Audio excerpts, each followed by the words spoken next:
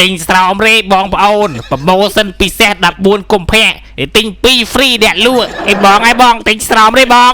បងឯងបងទិញស្រោមអត់បងឯងបងឯងបងទិញស្រោមអត់បងឯងបងគេចុចកដឹងតាវាក៏ចុចមែអីមានកាយនោះបាទសួស្ដីបង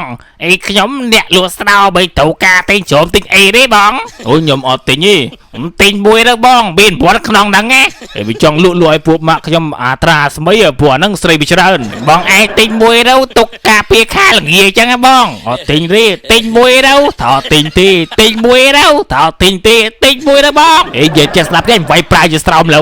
តែតើទិញហ្នឹងអីទិញមួយទៅបងមួយ2500ដែរយាយថោកទៀតមែ